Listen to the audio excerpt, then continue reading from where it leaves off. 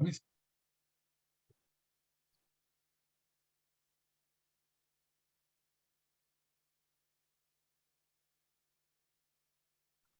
Here they come. All right, and we can see your screen now, Bill. Okay. Um,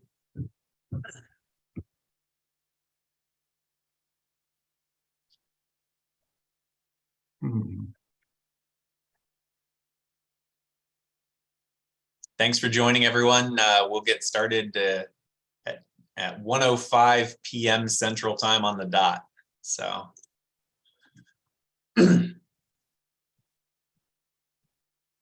Are we muted with the audience? Nope, everyone can hear us. Okay. I'm just having trouble advancing my slides. Let's see. I think what I've got to do is just click on the screen that we're sharing. Or you can use the arrow keys on your keyboard. I'm always a big fan of that. Okay, let me try that. Let's see. Yep. Hello, everyone. Thanks again so much for joining. We're going to start at 1:05 p.m. on the dot. So.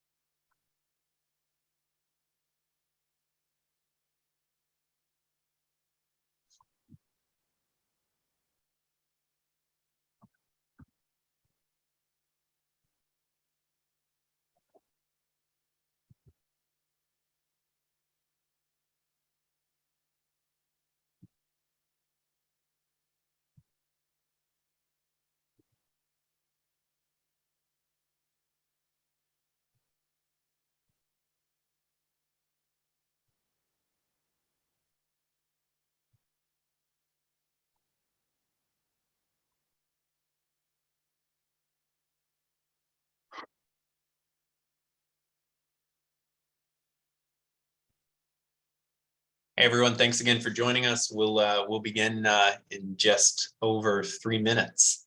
So.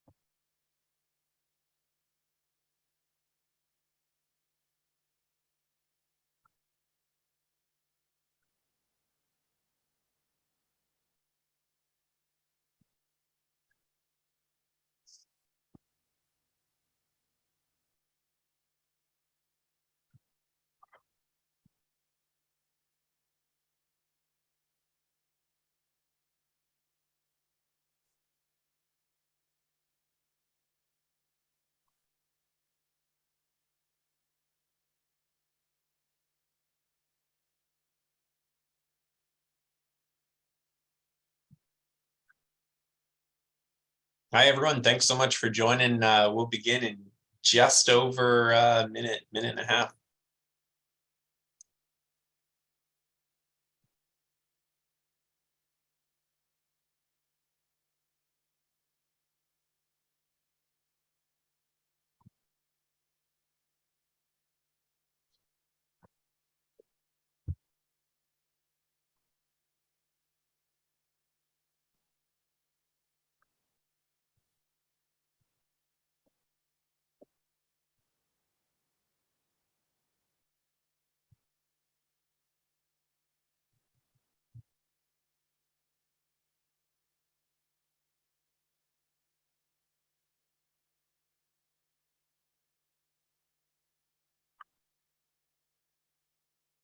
All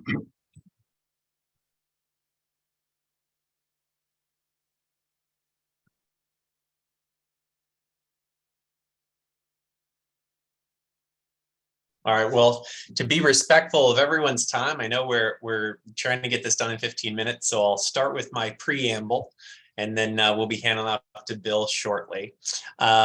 Thank you so much for joining us today. We appreciate that everyone's busy, so we are trying something new with this webinar by really focusing on a core issue for about 15 minutes instead of talking more broadly for the next hour.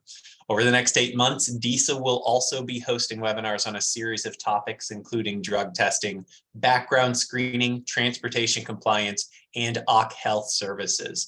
Again, we hope to see you on some of those as well. Today, we're joined by Bill Current, president of the Current Consulting Group.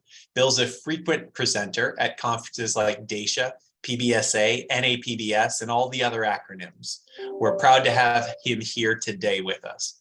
At the end of our 15-minute session, we will also stick around for about 10 minutes for Q&A. We recognize that we probably won't have enough time to answer everyone's questions, but if you ask a question today and we're unable to answer it, we'll work with Bill to get an answer and reach back out to you within the next week. Additionally, I am providing a link now in the chat to download this presentation and a link to access the specific California law that we'll be talking about today. With that, it's 1:06 p.m., so I'll respect everyone's time and hand this over to Bill. Well, thank you very much, Thomas. And I wanted to start out with a big shout out to DISA for this concept, these kind of mini webinar presentations. It's actually, I think it'll be fun and exciting to zero in on one topic. And the topic we're going to talk about today, as you saw on the title screen, is California AB 2188. This is a new law that was signed by the governor back in last year, around September, I believe it was, that I think is going to have some very far-reaching ramifications, not only for employers in California, but in other states as well. So let's get right into it. So there are a few things that you have to know about this law from the very outset. One, it doesn't go into effect until January of 2024. So it's not a law yet that you have to comply with. And also that it does not prohibit drug testing for marijuana in the state of California. That said, there was a big giant headline that ran in the Sacramento Bee saying that basically soon employers will not be able to drug test people for marijuana. If you read the bill, which I've read many times and read again this morning in preparation for today's presentation, that's simply not the case. However, it does create some restrictions. So let's get into 3 assumptions that the bill asks us to accept as a way of sort of setting the table for the restrictions that the bill imposes. So first of all, tetrahydrocannabinol, or THC, that's the psychoactive ingredient in marijuana that the bill asks us to believe indicates impairment. The presence of THC doesn't necessarily mean somebody's impaired, but it doesn't necessarily mean they're not impaired.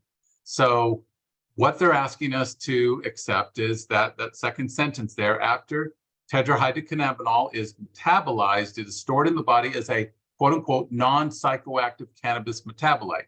And these metabolites do not indicate impairment, only that an individual used marijuana sometime in the last few weeks.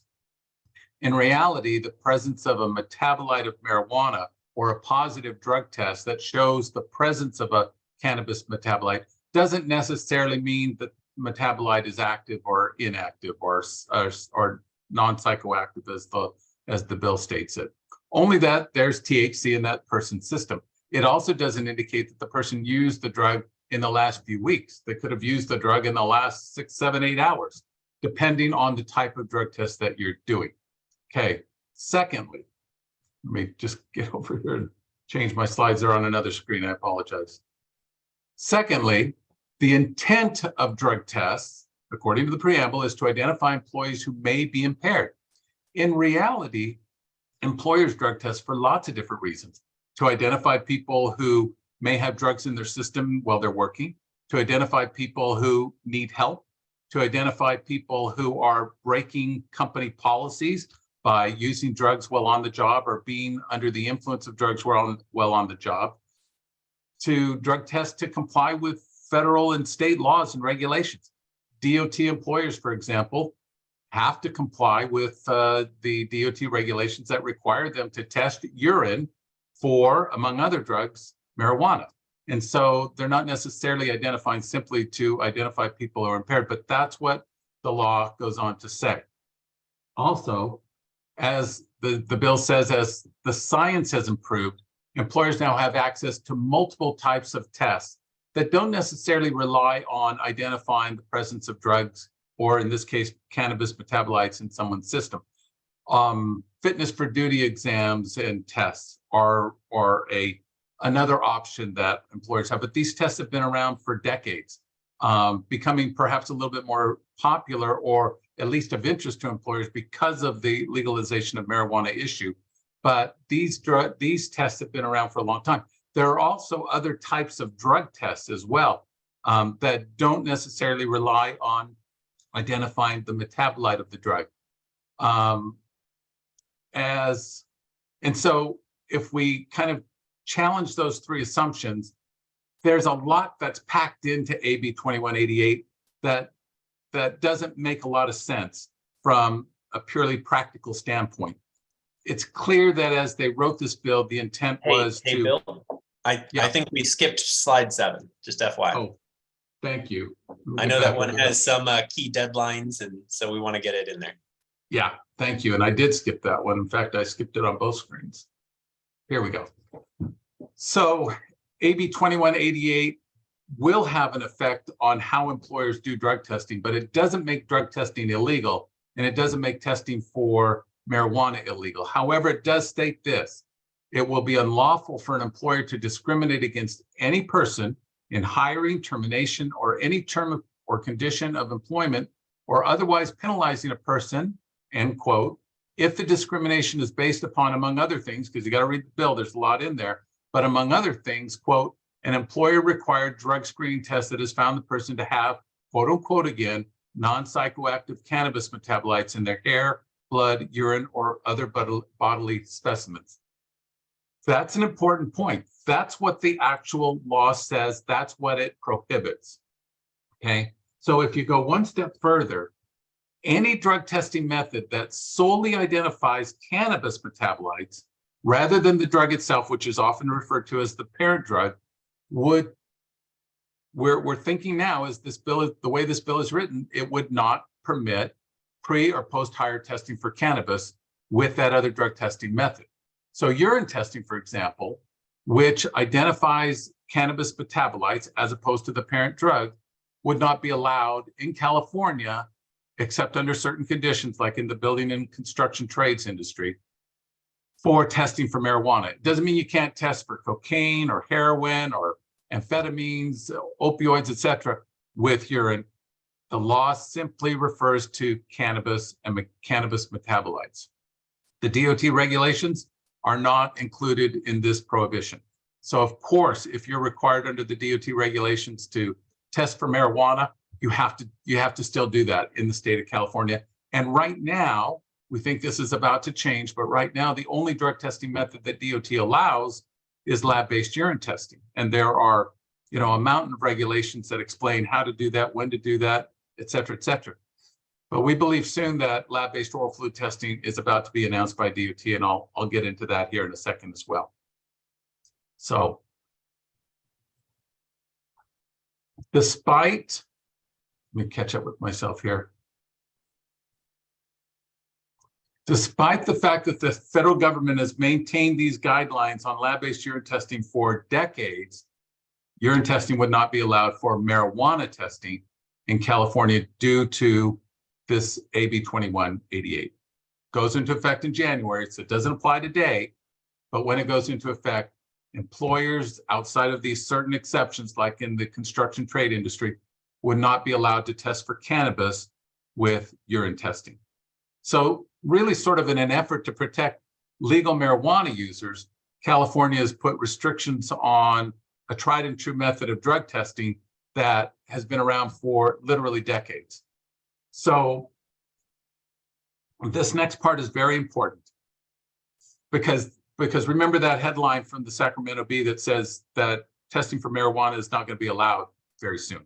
That's not true. I've talked to some legal experts who also agree with me that they left out a big giant sort of gorilla in the room drug testing method that I'm about to describe for you. So on February 28th last year, DOT issued a notice of proposed rulemaking for lab-based oral fluid testing, and it came out on the heels of a October 2019 issuance of guidelines from SAMHSA that will allow federal agencies to test for all the various drugs using lab-based oral fluid testing. DOT, based on those SAMHSA guidelines, issued its notice of proposed rulemaking saying, we are planning to now allow employers to use lab-based oral fluid testing, and they opened it up to public comment, which that comment period is now closed. We believe that in a very short period of time, DOT is going to come out with its final guidelines for lab-based oral fluid testing, perhaps in the next month or two. And that will not only is oral fluid testing not prohibited under the AB 2188 in California, but there will soon be federal regulations or guidelines on how to do oral fluid testing, lab-based oral fluid testing. Very important disclaimer there. It doesn't include point of collection or rapid result testing. But you'll be able to use oral fluid testing following federal guidelines in California in the very near future. So why are these moves important? Because oral fluid testing detects the parent drug and not just a metabolite.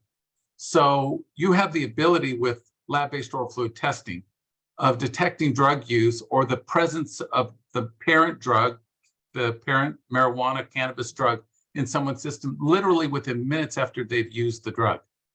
And for a period of several hours up to a day or two.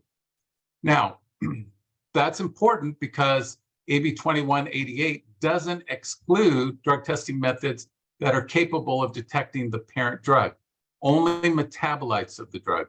So I believe that means that in California, you'll be able to continue to test applicants and employees for marijuana or cannabis using lab-based oral fluid testing.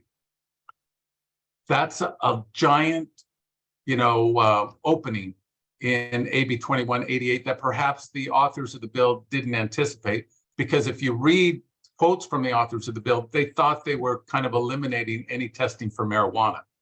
Now, it's important to also note that the bill states that employees are not permitted to possess, be impaired by, or use cannabis on the job. It has some very good, solid language in it that protects employers' rights to maintain a drug-free workplace, an alcohol-free workplace, and that the law is not intended to interfere with existing laws that may already apply to employers in the state of California. And I reference one, section 11-362.45 of the California Health and Safety Code, but there are others in the state of California, including the state's workers' compensation regulations that would also require employers to test using urine testing or any testing method, regardless of whether it detects the metabolite or the parent drug. So I'm coming in for a quick landing here, but let me just reach out to Thomas and say, how are we doing on time? We're doing good. We got another 2 minutes. Okay. Some questions. Yeah, so let me just spend a minute on this slide here. There was a study that came out in 2021 from the University of Sydney that looked at 80 different studies from all around the world on the subject of marijuana impairment and the duration of the marijuana impairment. And they came to the conclusion that on average, marijuana impairment lasts between 3 and 10 hours. So we're concerned about that entire window of impairment from within a few minutes after somebody's used the drug, say 15 minutes after they've used the drug, through the full 3 to 10 hour window of impairment. So we want a drug testing method that can cover that entire window of impairment. With urine testing, we've got about a 6 to 7 hour lag time before the metabolite becomes detectable in the urine sample. With oral fluid and with blood, although blood is not permitted in most states for employment drug testing, it's about 15 minutes before the parent drug itself becomes detectable in that sample. So oral fluid becomes a viable option, as well as the fact that there are about to be federal regulations that make it usable in the state of California. So with that, let's go to questions and answers. Thomas, any Q&A with our audience? Yes, absolutely. So again, if you guys have questions, drop them in the chat. We'll try to answer all the ones that we can over the next 10 minutes. First question: for DOT mandated testing, you can still use urine, correct? Yes, and as of right now, today, it's the only drug testing method you can use. But yes, you can test urine and you can test for marijuana with urine under the DOT regulations. That won't be affected by this new California law. Okay. Can you elaborate on the difference between the metabolite and the parent drug? Yeah, that's a very great question, because it comes up all the time. What's the difference between the metabolite and the drug? So as somebody consume, and I'm not a scientist, so I'll describe this in layman's terms because that's all I'm capable of doing. So as the drug comes into the system, as somebody consumes marijuana, for example, the body starts to break it down or metabolize it as it flows through the blood system. It takes about, as I said, 6 to 7 hours before that metabolization process becomes detectable in a urine sample. So even though the person may have marijuana in their system, it won't be detectable in a urine sample for several hours.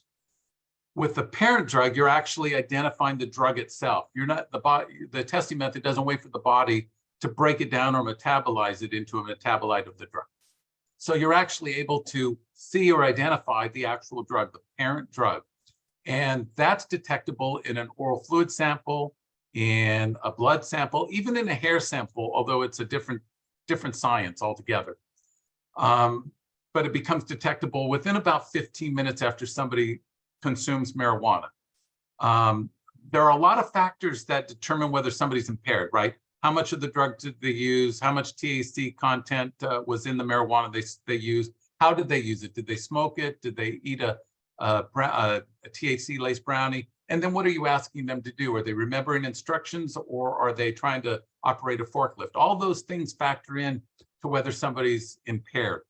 The drug test itself, regardless of the method, doesn't prove either scientifically or legally that someone's impaired. And the best companies in our industry, the companies like DISA, for example, aren't saying that the drug test proves that someone's impaired. They are saying that the person has drugs in their system and that there's a greater likelihood that they're impaired. But somebody who uses a very low dosage THC joint is perhaps not going to be under the influence of that marijuana for as long as somebody who smoked 3 very potent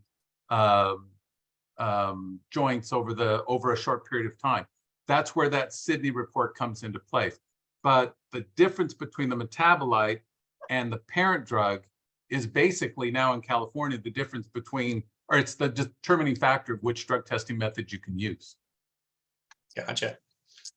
So I see a couple questions asking if we'll get access to the recording of this presentation. Yes, we'll be reaching out to everyone that registered with a copy of it. If you don't get that, you are more than welcome to reach back out to us, but we should be doing that, and that will probably be early next week that we'll have that. Additionally, in the chat, there's a copy of this presentation and a link directly to the California law. If you joined after I posted that, I will actually repost that as soon as I ask the next question, which was, will this be statewide? Bill, I believe this is yes. It's all California.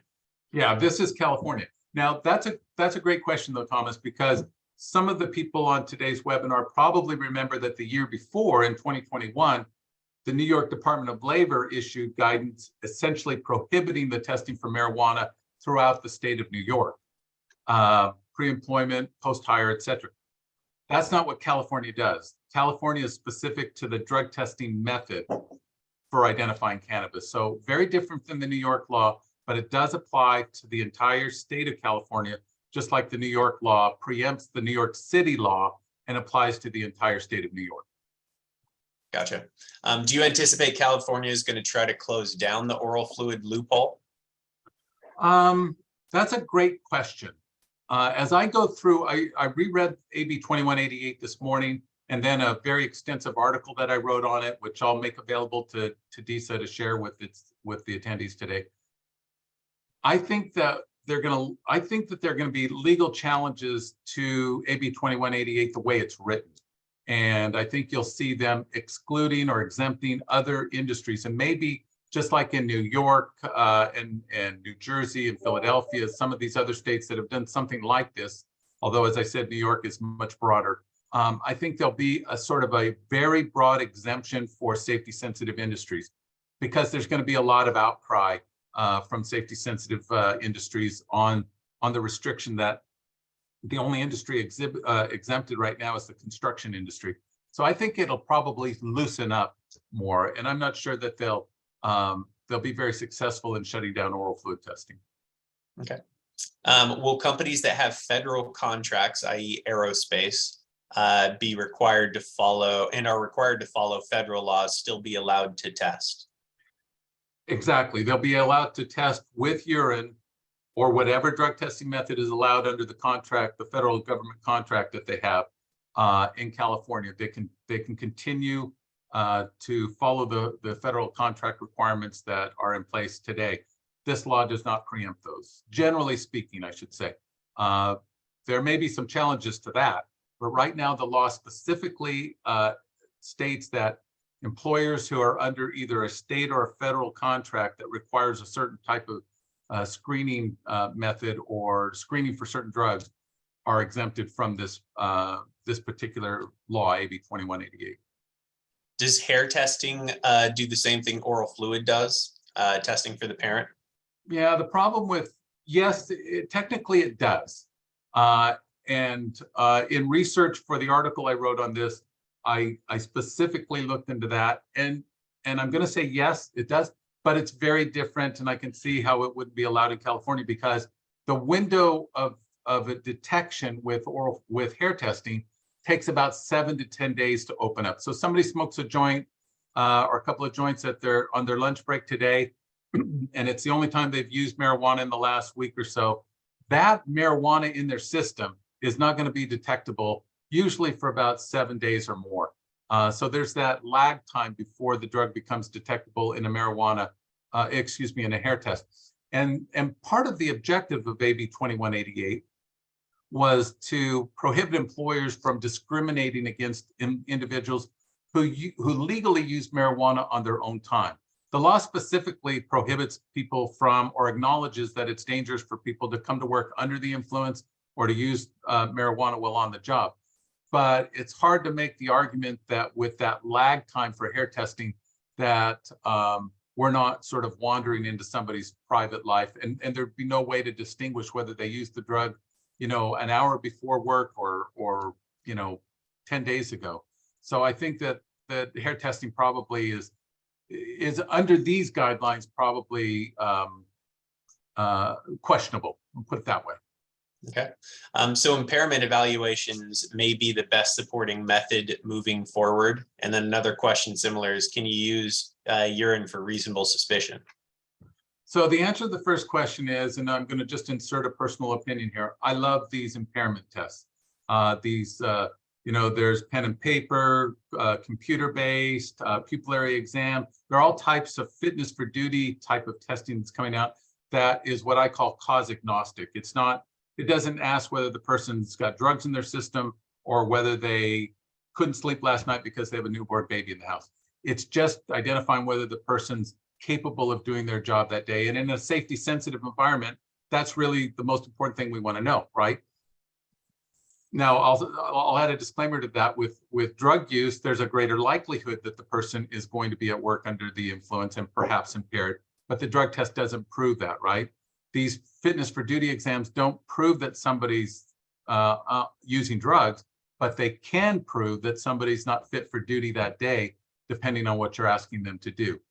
The second part of that question had to do with urine testing. Is that right, Thomas? Yeah. Can you use urine for reasonable suspicion? Well, the way AB 88 was written, it refers to pre and post hire testing. So while it doesn't specifically refer to reasonable suspicion or post-accident testing, I think one could make a strong argument that it meant to prohibit that with urine testing. And again, specifically for cannabis, not other drugs. Awesome. Well, hey, Bill, thank you so very much for your time today. Again, if we did not answer your question, we'll have someone reaching out to you within the next business week. So again, thank you so much for joining us today. We're going to be closing this down, try to keep to our allotted time that we had said at the start of this, and hope to see y'all in the next webinar that we do next month. Thank you so much. Thanks all. Thank you.